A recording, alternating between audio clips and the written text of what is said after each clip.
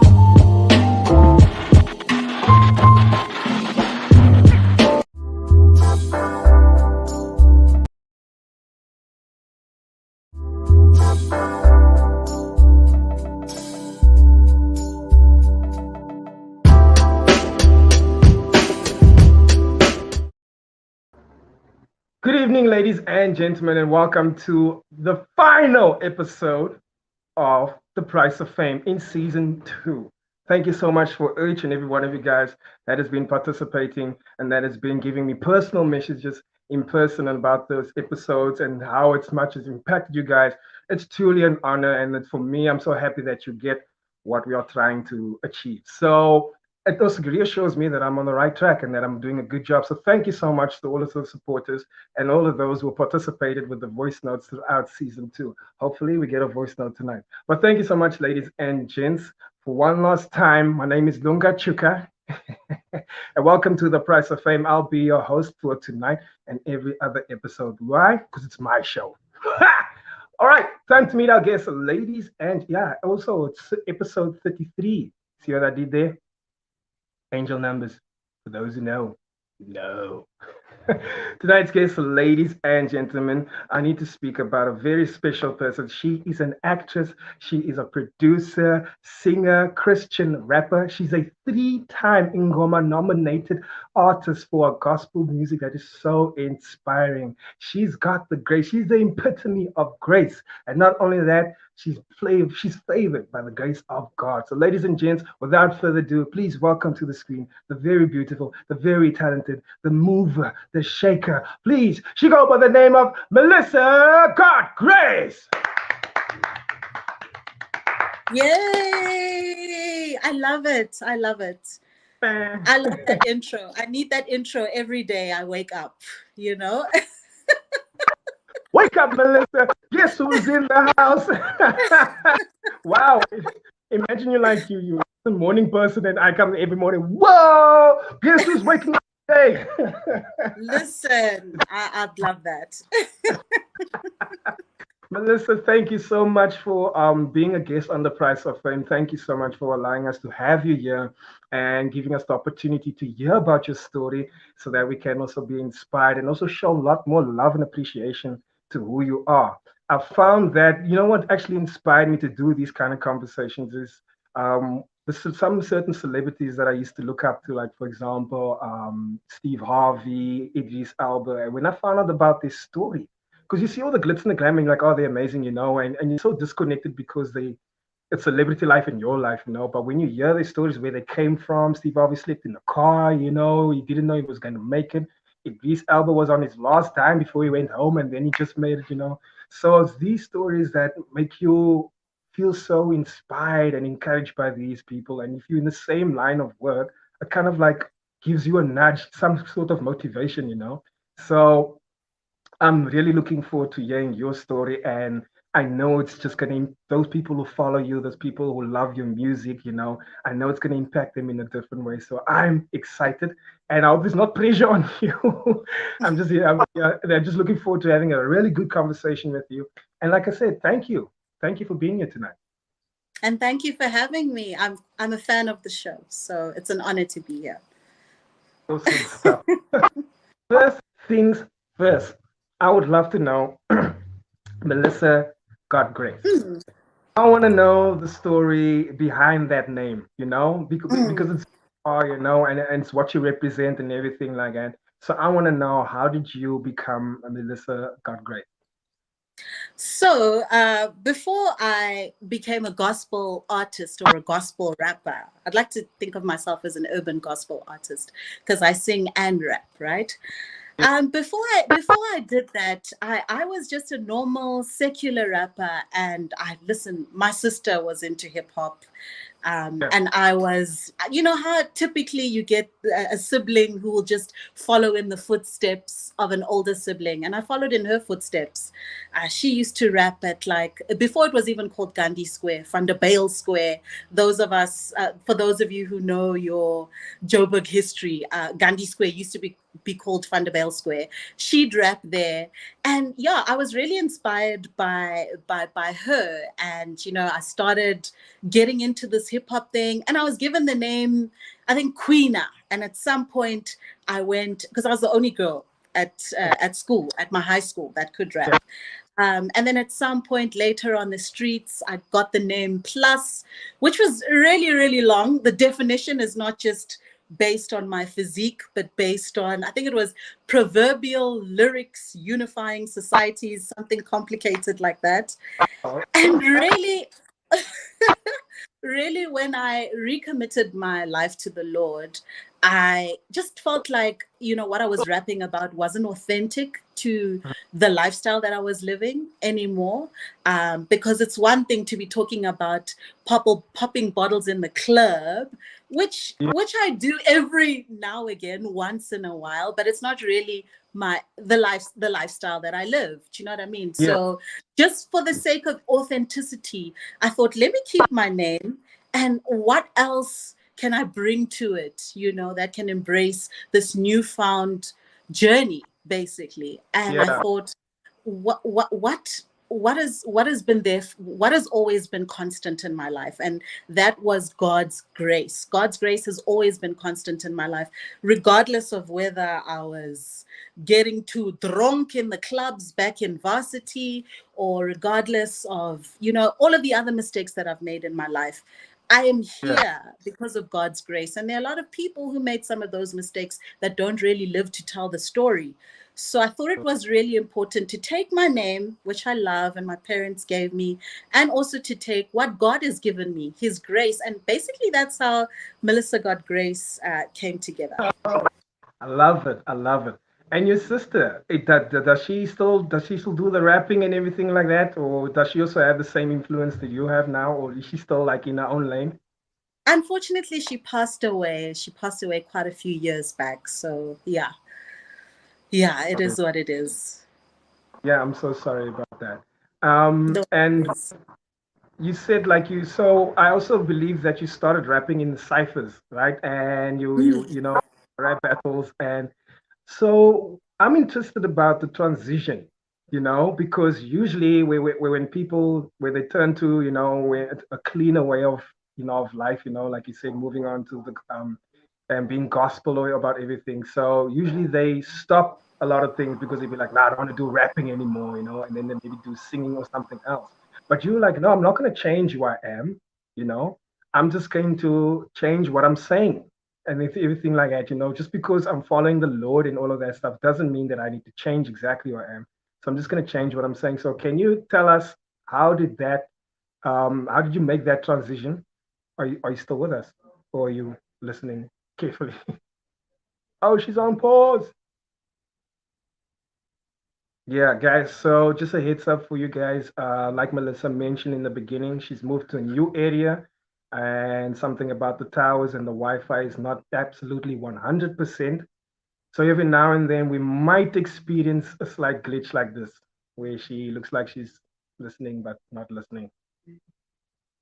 So let's just give her a couple of seconds to see if she gets back. Oh, a different. Oh, hi Hi there. there. Sorry about that. Yeah, yeah, Hopefully, we yeah. don't have too many of those.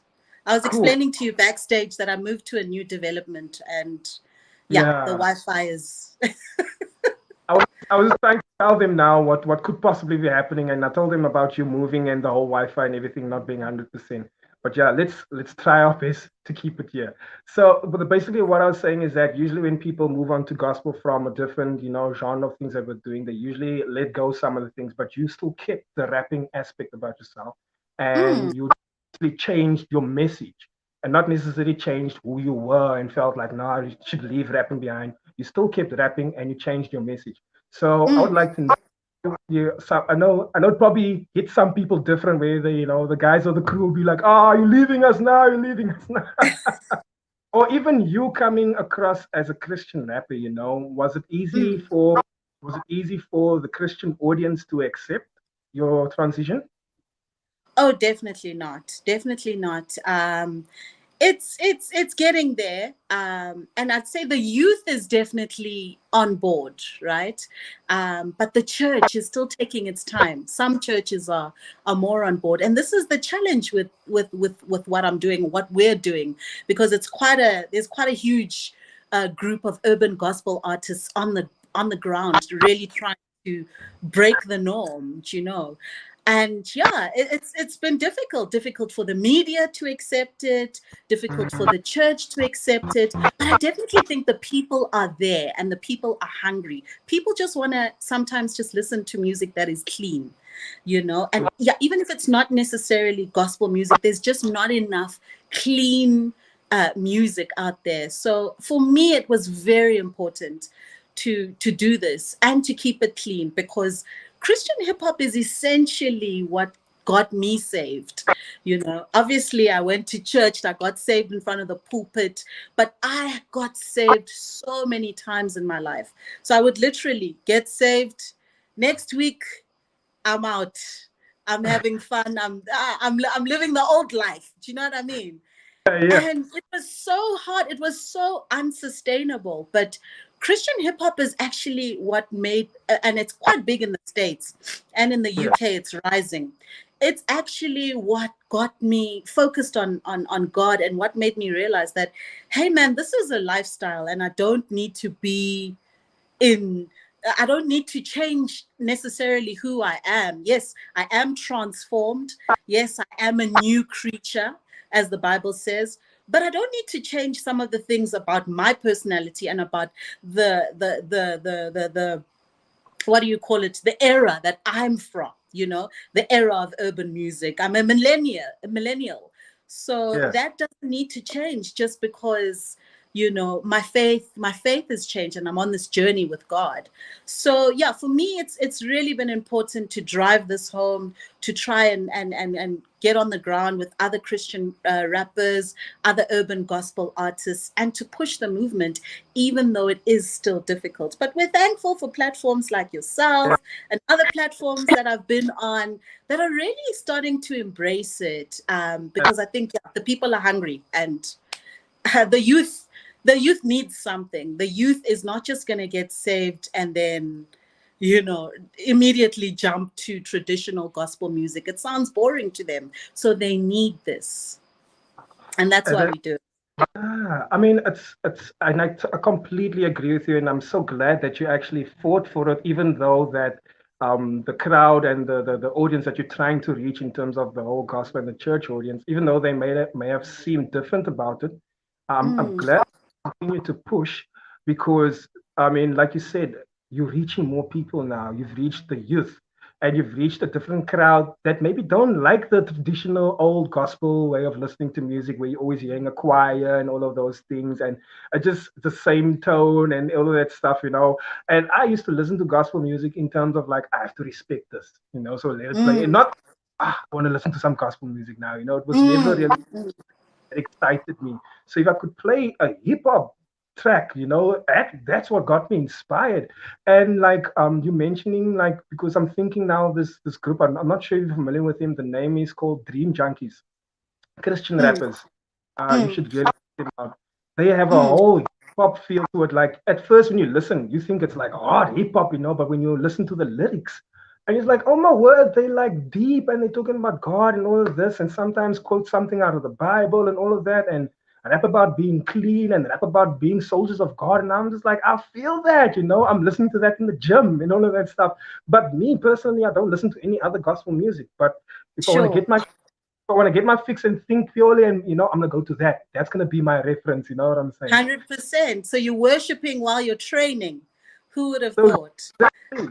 So you, And this is not just it's not just restricted to hip hop. I dabble in amapiano, I dabble in afro beats, I dabble with a lot of sounds, and yeah, it's just urban gospel as a whole, really, really important. I was actually gonna ask about that because I was doing a little bit of research and I came across one of your Amapiano tracks that you have on YouTube, and I was like, wow, what a vibe. And like, and I see like what you're doing, because you're reaching the people.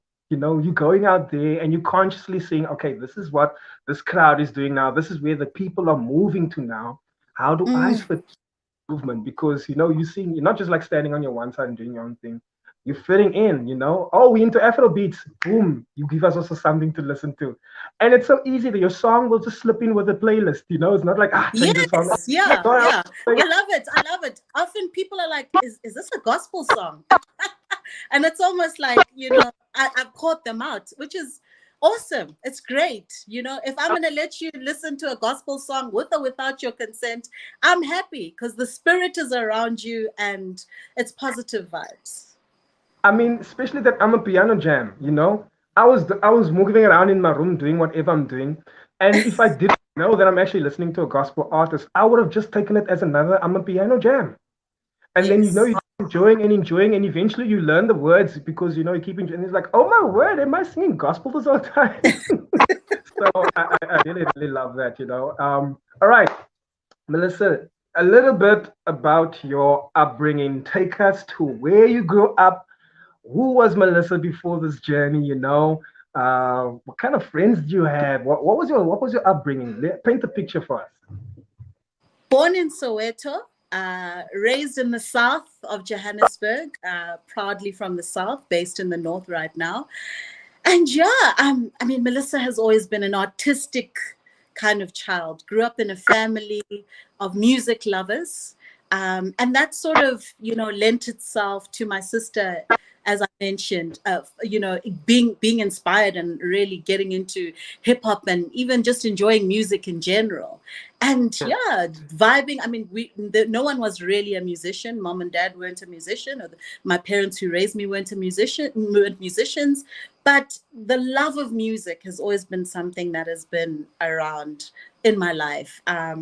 Did drama in school, won best actress. This is my prized thing. Won best actress 3 years in a row at the Raps One Play Wow. Festival and adverts, and that really sparked my love for the arts and just being a thespian and being an overall creative, and all of the business things that I get involved in are sort of all in line with that creativity. So yeah, just to answer your question, just a very my family really embraced the fact that I was a creative and allowed me to be a creative, which is something that we don't often get.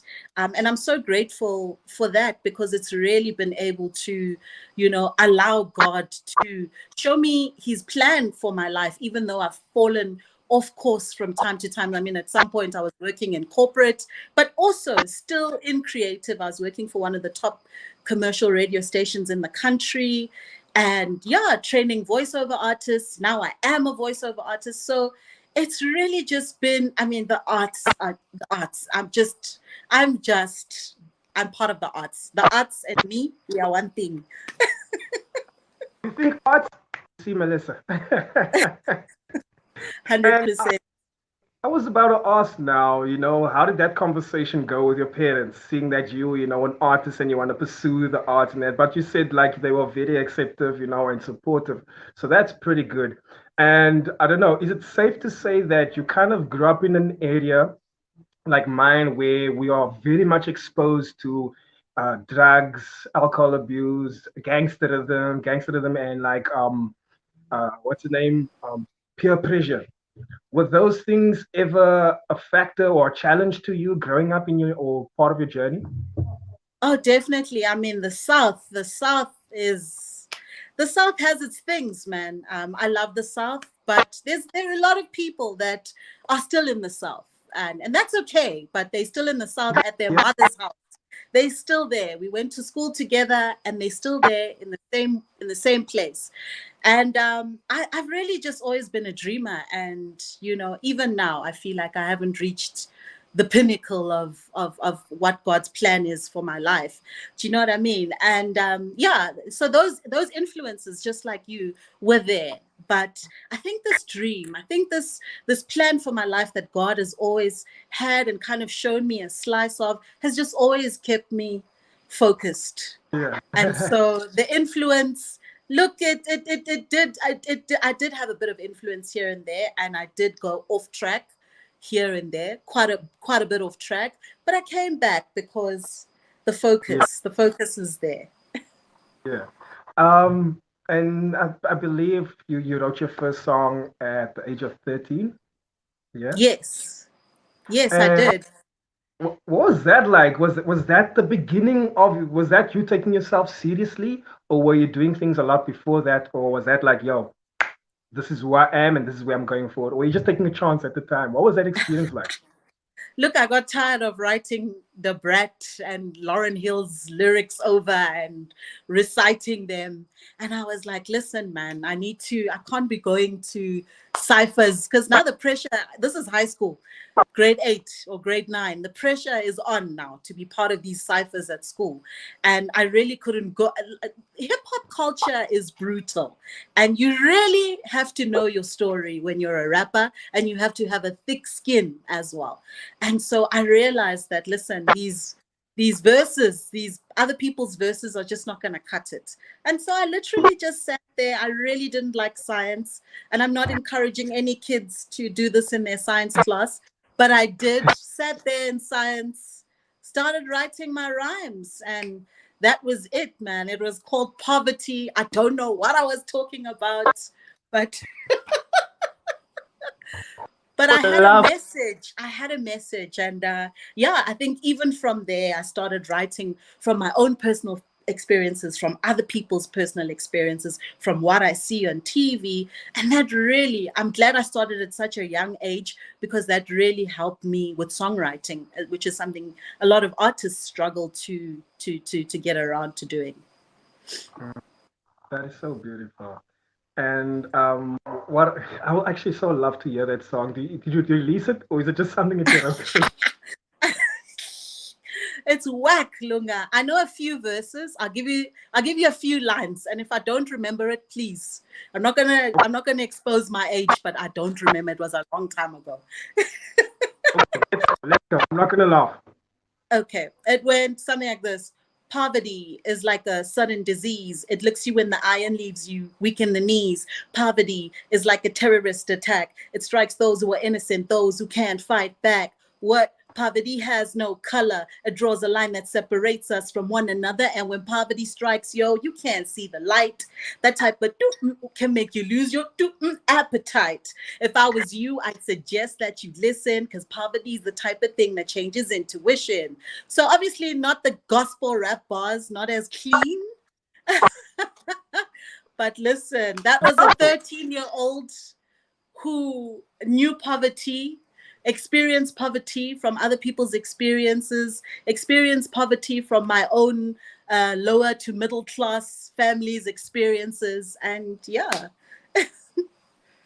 That's dope. I mean, it's even at that age, it's not just rhyming or saying things. It's actually thought provoking, and it's like, yeah. So I've damn, always been a conscious rapper, always. yeah. Love that. always. But at Love. some point, I sold out because I was told that, you know, you need to do A, B, and C, and people will listen. This conscious stuff is not going to sell. So try twerking or something. I know that. Hey, hey, hey, hey, hey. Bring it back, sister. Bring back the consciousness. We are here for you. It's a lot of us. We are here. Amen. What I'm dying to learn about is your testimony. You know, Mm, why you made the shift. Because, like you said, becoming saved is not an easy journey, you know. mm, And I know also I grew up in a Christian home. My father's a pastor, you know, and my mother, you could say she's almost as close to a pastor. You know, the only thing is missing from her is sermoning, but like she reads the Bible, she's there, she's always been supportive of my father, you know. And as a kid, I've always believed in God, but because of the how my parents have shown their passion, you know, so I've never had mm, my personal experience. So I've been like, yeah, I believe in God, you know, because my dad's a pastor, you know, yeah, we're Baptist and everything like that. But it was up until 2010 when mm, I had my own encounter, and it came in the form of me getting sick with TB. I got sick with TB. mm, And before me finding out all of those things, you know, because the doctors couldn't tell me what it was in the buildup of it all, you know, I couldn't figure it out at the first.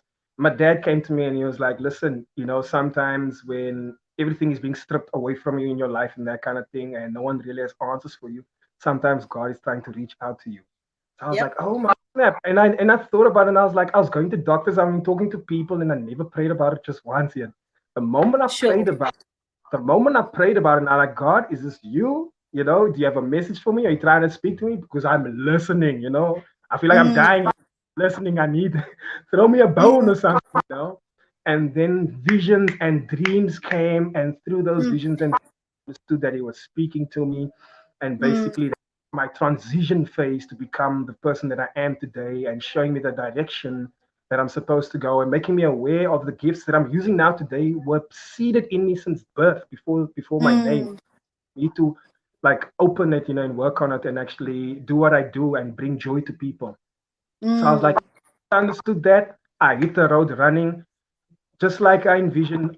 Doors were being opened, people are being touched. I'm joking about anything, but somehow people are receiving it a lot differently. So that's basically my testimony, you Yeah, know. it's a And beautiful. I'm dying to know what hit you. Why did you decide to go the direction that you are currently doing now? Why are you sharing these kind of stories? Why did you get saved? Even though it was Mm. difficult, you still knew why you're doing this. So I'd love to hear your version of what your testimony is. Sure, sure. Well, you know, with me, like I had said, I grew up in a Christian home. I actually did grow up in a Christian home, but it was more on the, I would say, on the traditional Christian side. We were Roman Catholic, and so for me, church was just a drag.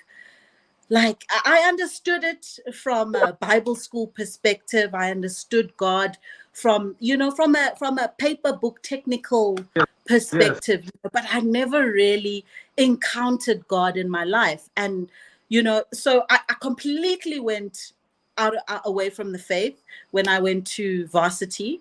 And you know, it's almost like I left home and all hell broke loose. You know, I really was a wild one in university. I really was a party girl. I really did it all. Do you know what I mean? And I had my son in varsity, and that kind of slowed me down a little bit, you know. And it just always felt like there was something missing in my life.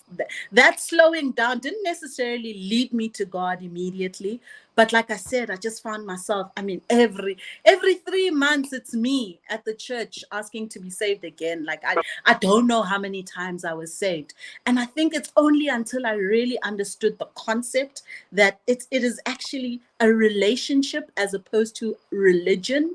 It's actually a relation that I'm supposed to have with God.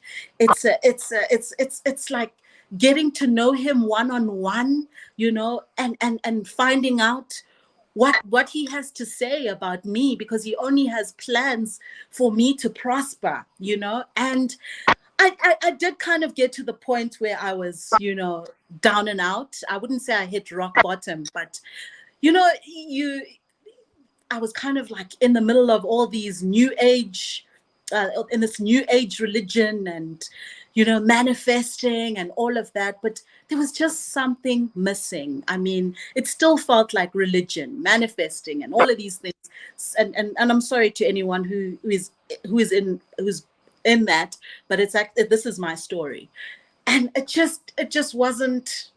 It just there was something missing. Do you know what I mean? And I went out, and after I left work at the beginning of COVID, just before COVID, started my own business. I started it without the Lord, really, without getting any guidance from the Lord, without getting anything, and it went to shambles, you know.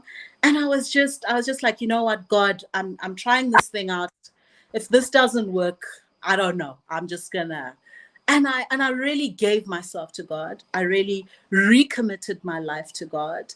I really started finding out more about this relationship as opposed to religion thing. And it was Christian hip hop that actually exposed me to that. It was Christian hip hop that actually gave me those messages, those verses, and that's why it's so important to me.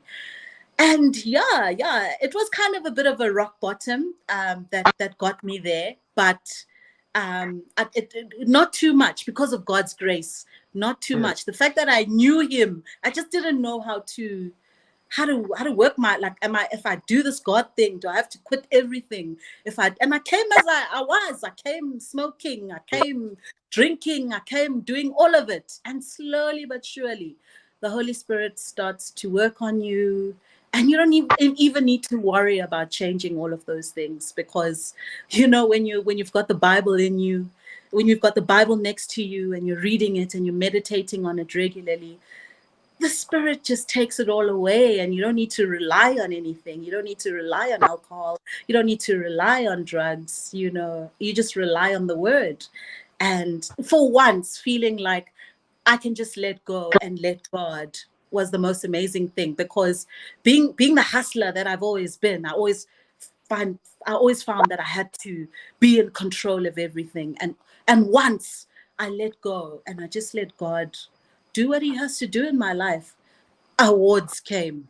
I got a smallanyana role on Rhythm City, and my brand started growing, like doors that never opened when I was a secular artist, you know, doing whatever it takes to get the Yeah, attention of my audiences. I didn't have to do anything but speak on the word of God. And I'm not saying it's without challenges, but it is definitely peaceful. It's definitely more peaceful and more authentic. I love that. I really love that. Like when doing the work that you do, you know, with the intention that you are trying to put out there and spread love and spread the light, you know, sometimes it can be also taxing on us, you know, when we're not reaching. Mm, And also, I believe also sometimes, you know, when it's divinely driven, sometimes you feel like God is being quiet now, or you know, all that mm, missing, you know, and you can really sometimes feel demotivated. Um, mm. share some of your experiences where you felt that kind of way, where you felt like, oh my word, like what's happening now? Am I still on the right track? God, is this still our thing? You know, I can't hear you anymore. You know, 100%. what is it that brought you out of that and made you stronger? Sure. That is something that we artists, Christian artists, let me just talk about Christian artists specifically, or Christian people in ministry, any kind of ministry, whatever your ministry is, whether it's preaching or music or whatever. That is something that we don't talk about enough. We don't talk about our own mental state enough, and it's something that I've actually had to go through in my short Christian music career. It's something that I've actually had to experience, and it's just, you know, when we talk about God more than we talk to God, it becomes a problem. So you might have good intention to preach and to let people know the word, but you're forgetting that you can't pour from a place, you can't pour from a cup that's empty. So I'm out here telling people every day about God, but I'm actually not really spending time with Him. I'm spending more time talking about Him. And so with that, the strategies that I've had to use was, you really have to take it back a little, take it back, You don't need to post every day. So I don't post every day. I don't post on social media. I don't consume social media every single day. And this is something that I used to do because that's what we're told, right? On YouTube, that's what you're told. You must post every day. You must post 3 times a day. You must. Exactly. And it goes back to that thing that I was telling you about, working too much from your own might. Listen, God will save people without you. That's like without you. If you're an artist, if you're a preacher, know that God will do his thing without you. God don't need you. Okay, he's going to do his thing without you. So it is important that you focus on your own salvation Yes. first and your own relationship first. Make sure that is proper before you are out there, preaching the gospel to everyone else. So yeah, I really had to get back to it. And it's something that constantly needs, when I find myself, I'm spending hours now on Instagram scrolling, comparing myself to others, comparing myself to other Christian rappers, comparing myself to other urban gospel artists, other influencers, other what, no, relax. That's when I'm like, okay, we've got a problem. Let me take it back and let me just stay off Instagram or whatever for a week. And let me just, go back to the basics, which is meditating on the word, which is building this relationship, because he wants to know about everything. It's really a relationship with God. He wants to know whether you're sick of what's going on in traffic, or he wants to know whether he wants to be in with you on the decisions you make about what you're having for dinner. It is a relationship. And I think when we're so focused on ministering to people and forgetting about ourselves, we kind of cut off that relationship, and we see other parts of our lives, even the part that we are trying to do, which is ministering, just fall apart. So yeah, that is the long version of my answer to you. Sorry, I can ramble. I love, I love details. I love elaboration because that you can get exactly what you mean. And also what interests me, because you mentioned other gospel artists, and I'm sure you've been watching a lot of them, and I'm sure you've been inspired by a lot of them too. Could you enlighten us on who would you love to do an album with, or just a song with, because this person really inspires you, and why that person particularly?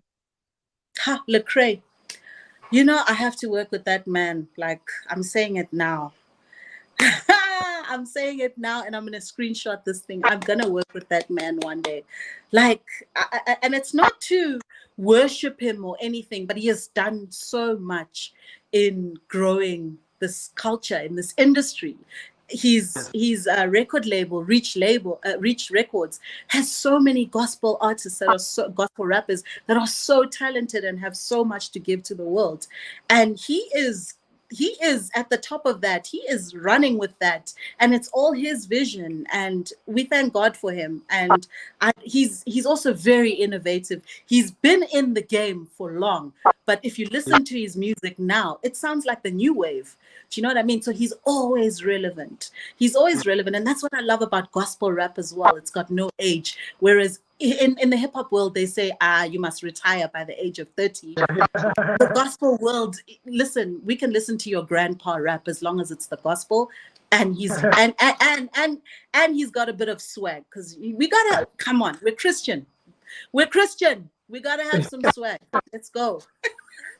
Hilarious. You Contrary mentioned, to what the world believes. yes, yes.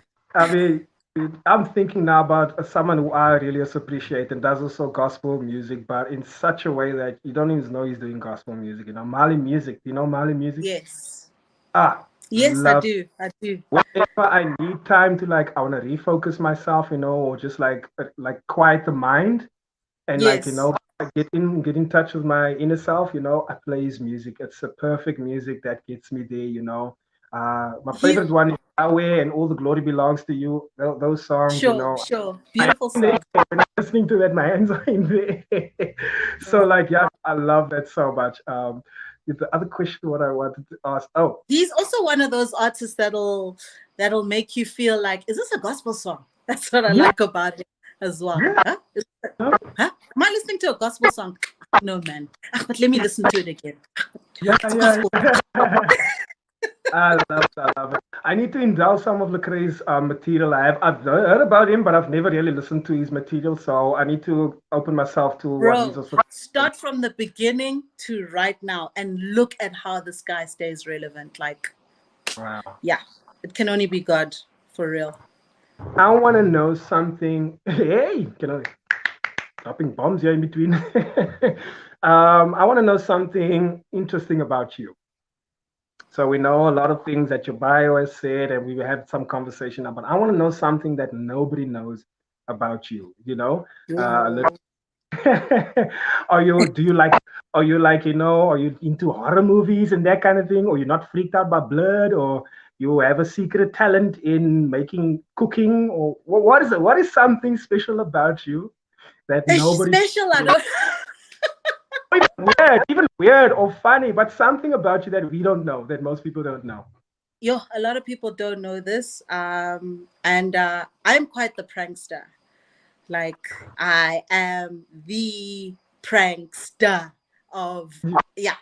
I'm not gonna toot my own horn, but if I catch you, you won't even know. Like, so my husband will receive calls, spam calls, and I answer them and play around with the call center agents. I'm able to, manipulate my voice, sound like a different person altogether. And yeah, that's just one of my favorite things. Like I wish I could pursue it, but I'll just keep it as a fun thing on the side now. Yeah, I am the prankster. Yeah. Look, you actually reminded me of when I like to be silly because with the spam calls, my partner, she gets spam calls.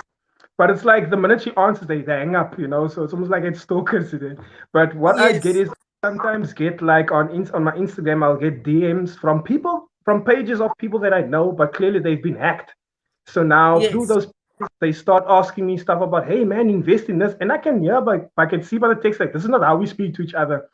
So yes, at yes, first I used to get annoyed. I used to get annoyed and try to cancel it. But now I was like, hey, let me actually play with these people. And then exactly, a exactly. conversation. And I then bring people up that we both don't know. I'll be like, so how's Felicia doing? Are you guys still beefing?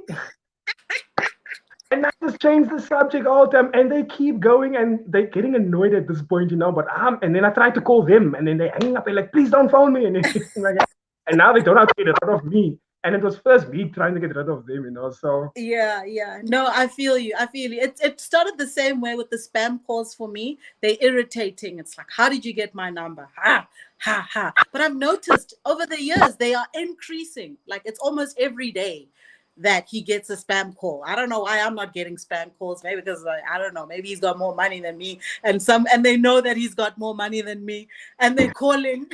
no, they're trying to But get yeah, to you. They're trying to get to you, but you are aware. So they're getting through him. They're trying to get through to him, to you. So they're asking him all these questions about your wife. And he's yeah. like, yeah, going with it. It's hilarious.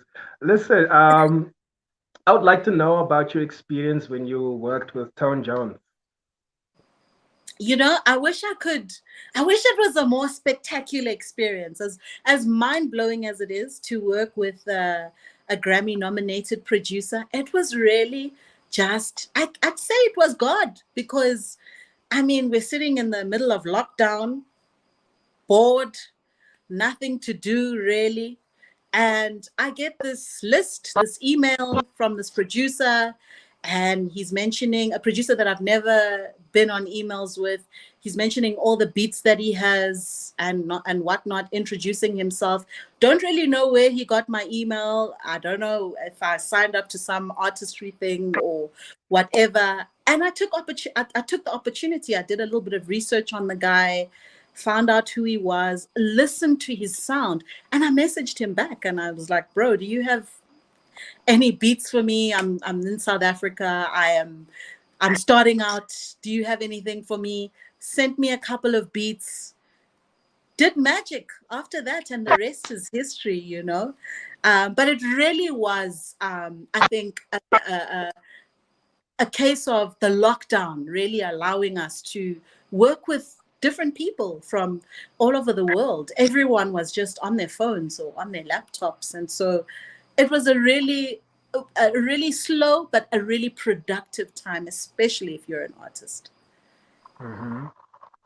So with, I mean, like we can name all these iconic moments, you know, all these things that you've experienced, but you as the actual person may have had a different experience. Like to us, we're like, oh, she won an award, but maybe that day your dog died and you're like, yeah, it's not a good day for me, you know? So it's like a bittersweet day. So I would love to know that in your experience, in your journey, what is the most iconic moment for you that you will always remember and cherish in your heart? And whenever you think about it, you basically relive it, you know? What is the most iconic moment ever happened to you in your music career? Or even It's definitely in acting and everything else that you do, you know, something that really stands out for you. Do you know what that moment is? Could you share that with us? it's definitely those awards, most def. It's definitely that nod of approval. Both awards, winning two awards. I mean, in 1 year from two prestigious gospel awards. It was definitely that. I mean, I wasn't even expecting it, to be honest. I dropped an EP, was really trying to feel if people are into this, and bam, I'm nominated, Yeah. and so yeah, it definitely was walking on that stage for the Crown Gospel Awards, looking back on it on SABC and just seeing myself there. I felt like crap. I felt like I'm wearing the wrong shoes. I forgot all about that when I went to go and fetch the award. So yeah, it's definitely those moments, your first awards, I think are very momentous and will always, even my acting award when I was a little kid in high school, I'll never forget that. It's just, Yeah. it's momentous. It's in the head. I play out the day. I see myself walking on stage. I remember the speech. I play back. Oh, couldn't I have said the speech differently? So yeah, definitely that. That is so awesome. And in your experience, you've experienced that this can be a tough journey, you know, from both Mm, people who are not the gospel audience, saying like mm, you know, on the music, and also the gospel audience also having their thoughts on this kind of music and movement. Are there mm. some tips of encouragement that you could maybe share with us, especially for those young entertainers that want to also pursue gospel rap or just pursue their art through the gospel way, you know, that might face some of the challenges that you faced? Are there any healthy tips that you have for them just to so that they can hold on to if ever they face these challenges, they'll remember, hey, Melissa said this, you know? The biggest lesson that I've learned is that it's really about impact and less about the numbers. And contrary to what the world tells you now, the world tells you that if you're not raking in the numbers on your Spotify, if you're not raking in the numbers on your social media, then you're nothing. It's not true for two reasons. Number one, you can still make money whether you're famous or not. As long as you're making music, you can still make money from your music. And I think Lady Do said something about that not so long ago. Number two, impact. Impact is so important because you could reach, let's say you've got 100 Spotify listeners. That is 100 people that are listening to the gospel. That is 100 people who could, like me, decide, hey, listen, this is cool. Like, I don't have to change who I am. Like, this is cool. I can still love God and still be a young, hip, urban person, and I don't have to just transform into some gogo or opa. But that knowing that two people listen to your music and that made an impact, even one person, if one person is saved from your music, that is, heaven is already having a party. God is already, like, you know extremely happy with you. So I think it's so important for our own mental health that we don't focus on the numbers, but actually focus on what is the impact that I am making with the music that I am making, Mm. or the art that I am busy with, or whatever. Yeah. Why are you doing this? Yes, focus on why. And all right, Melissa. So I've had such a lovely time chatting to you, and you have such a beautiful smile, and you just maintain it throughout the whole conversation. Aw. um, my last question, sorry, well, yeah, my last question to you, and this is the question that I ask all my guests. and I'm looking forward to what you would say. So, in this question, I want you to imagine with me. So, I'm going to put you in a time machine, okay? And I'm going to Ish. dial. You already is. Going to the past. Hey, let's not go to so, Please. I want to dial it back to a younger version of yourself in a time where you felt that you needed some words of encouragement or some advice or just someone to be there for you, and it's the version of you today, having walked the journey that you've walked, having had the lessons and everything, the sacrifices, the pain, the glitz, the glory, all of that, the wisdom that you have today. And I'm going to give you 5 minutes to speak to the younger version, the Five younger. minutes. Yes, it's very quick. Hey, my time machine can't hold you. So you have 5 minutes to give us some words of encouragement or just a beautiful message. What would that be? Okay. Melissa, you are beautiful. You are made in the image of God. Don't doubt that. Stop doubting that. Stop looking in the mirror and doubting yourself all the time. Melissa, you can still do the things that God has brought you on this earth to do without having to compromise yourself, without having to sell yourself and try appeal to the wrong people. You can still do it by just being your authentic self. Melissa, you don't have to be anyone else. You don't have to sound like anyone. You don't have to dress like anyone. You can be yourself and people will love you just as you are. Melissa, you're burnt out. Dig in, dig into the word, meditate on the word. Our habits form, your habits form who you are. Your habits, psychology and spirituality go hand in hand. They don't have to be two separate things. So, with that, meditate on the word, focus on the word, focus on all that is good, all that is pure, all that is love, all that is positive. Say some affirmations to yourself. It's okay. It's fine. Affirmations are fine as a Christian. It's all right. Affirm yourself because you're made in the image of God and you are a you're part of the royal priesthood because he is the King of Kings. So you are a queen just as he is. So lean into that and focus on that and stop focusing on who did what, when, and how, and just, yeah, Wow. focus. I love it. I love it. I love it. I love it. And I love how you kept on saying Melissa, because I can literally see you like speaking to her and it's like it's sinking in, Feel like it's thunder every time, Melissa. I'm like, yes, yes, I'm listening. And the word, and then Melissa, like, yes, yes, I'm listening. And that's what I needed. That is what I needed then. I needed that voice to say, hey, listen, because you have all these other voices telling you everything else. And then you have that dark voice when you're all alone. And it's so important that we constantly renew our minds. And it's so important that we look at what habits we're forming. And one of my favorite preachers, Joyce Meyer, says, the battle is all in the mind. And that is the playground of the enemy. He is constantly working in your mind, filling you with self-doubt, filling you with words that God only wants the best for you. So God would never say, nah, you know what, Lunga, maybe you should quit this comedy thing. No. Ask yourself, which voice is that? Is that God's voice?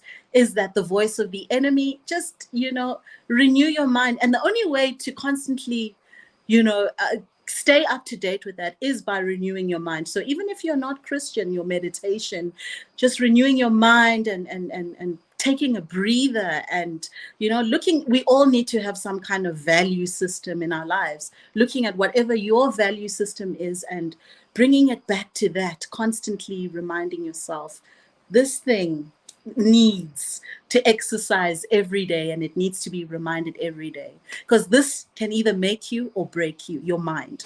So yeah, it's so important to renew it. Thank you so much, Melissa, and thank you for making this last episode a banger. I could bring you back Oh, again. thank you for having me. Honestly, it's really been a pleasure to have you here. And like I said, and there's that smile, still maintaining it. So, Melissa, thank you so much for being a guest on the Price of Fame. Thank you for sharing your story and with encouraging words. You know, you blew my mind a couple of few times, and I can guarantee you, people who are watching you are also taking a lot from just your wisdom, how your perspective on things. You know, and I'm sure if they haven't listened to your music yet, this is a good enough reason to go and listen and hear what you are actually putting out there for the people. So may you go from strength to strength and just continue being successful and reaching more and more people. Speak your truth, share your stories, and bring people to the light. It's a beautiful thing that you're doing, and may you be blessed abundantly on your journey. Thank you so much, Lunga. And may God continue the work that He's doing through you as well. May your light continue to shine Thank you and so keep much. us laughing. Awesome.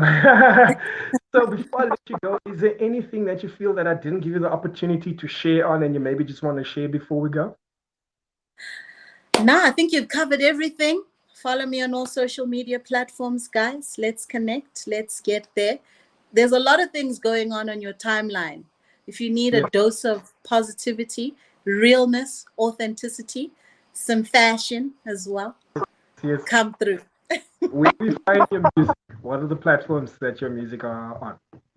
I'm on all music streaming platforms. Melisa Got Grace. Please do have a listen. And I'm on all social media platforms as well at Melisa Got Grace. And it's Melissa with one S and one L. Home Affairs Horror. But yeah, it's a story. There. I think they can see it right there. Melisa. Yeah, that's Yes, that's how it's spelled, but that's not how it's pronounced. But yeah. real quick, do you have any live appearances that you're going to be having anytime soon? Yes, on the 10th of December, I'm doing a worship in Pretoria.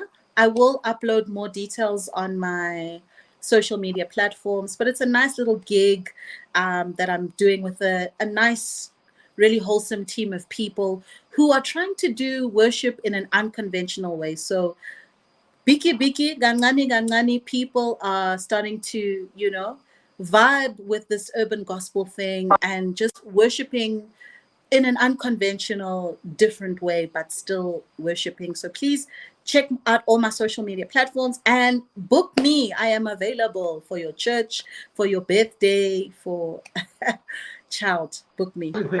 Dance time also to get down. All right. Thank you so much, Melissa. You've been a complete blessing to the show. Thank you so much. I don't want to keep saying all of these things anymore because I might have to let you go and you can have to spend the night with your family. So thank you. And yeah, that's it from me. May you have a lovely rest of 2022 and let 2023 be even more better.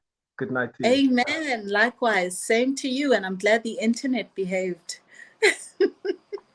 Absolutely. Good night to you, Melissa. Good night. All righty. All right, ladies and gents, well, there you have it. You had it from Melissa with a beautiful story and a beautiful message that she's dedicated her life to through her music and everything that she has to offer. Beautiful journey. Please, you heard the story and you know what's coming up. And like she said, she's got music for every single body. So check it out. Support our local artists. You know who make the people famous? You guys. So we need you. Thank you so much, ladies and gents. For me, you can catch me on Facebook at Lunga Chuka the Energizer Funny. That is Lunga Chuka the Energizer Funny. On Instagram, it's at Lunga Chuka. Simple. I don't know why you're not following. So simple. Just put the at. I don't know. I don't know. Why don't you follow me? You see my name. You watch the show. You come to the show. Everything, but you do not follow me. It is so simple. Just put the ad there. It's a Lunga Sugar, and you put the ad, and you still do not follow me. It's a pathetic. Get yourself together. So, and if you're looking for specific snippets of The Price of Fame Season 1 and Season 2, you can catch it also on Instagram at The Price of Fame ZA. The link in the bio takes you straight to my YouTube page where you first like and share and subscribe. And you'll find the extended episodes from Season 1 right through to Season 2. Those of you who prefer the audio versions of these episodes, you can now find it on Apple, Spotify, and Anchor FM. And with Season 3, we're looking forward to more of those voice notes. Have these conversations with me. I like it. I like you. But for tonight, it's the finale. And I'm going to say one last time, ladies and gents, my name is Lunga Chuka. I've been your host, and this is The Price of Fame.